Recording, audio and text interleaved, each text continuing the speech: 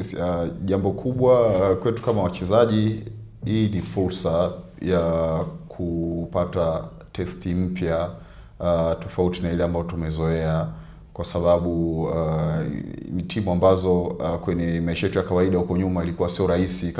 kama timu kama Tanzania tungeweza kufikiria kama tungeweza kuwa na hizo game dhidi yao za hizo timu za Ulaya. Lakini kwa hiki ambacho FIFA kinafanya, nadhani kwa ajili ya sisi ambao tuko huko ambao tulikuwa hatuwezi kufikiria tungeweza kupata opportunity kama hizo, nadhani kwetu inaendelea kutujenga na kutupa nguvu zaidi na kutufanya kwamba kile ambacho tunakiona kwa wenzetu kupitia television, namna ambavyo tunakuwa tunafanya analysis kwa kuwaona namna gani wanacheza na vipi wanakuwepo uwanjani, lakini kwa hivi karibuni tumekuwa sasa tunapata huo uzoefu physically ambapo tunacheza naye. Na hata kama ulivyosema,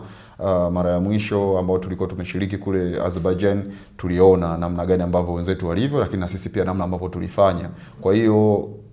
muda mwingine inaweza kuwa kama tulikuwa tunajidogosha kuona namna wenzetu tunavyoona, na tulikuwa tunahisi kwamba sisi na wao kama ni mbingu na ardhi, lakini namna ambavyo tulijumuika nao tuliona kwamba tunaweza kucompete nao na tunaweza tukafanya vizuri zaidi ya mwanzo. Kwa hiyo hii mara ya pili kwetu nadhani itakuwa ni jambo zuri zaidi, na nadhani tutakuwa tofauti kuliko mwanzo kwa sababu ilikuwa tumeletwa mwanzo, lakini sasa hizi nadhani itakuwa kitu kizuri kwetu. Nadhani tutafanya vizuri zaidi kwa sababu kuna vingi ambavyo tumejifunza kupitia ile FIFA series ya kwanza kule Azerbaijan.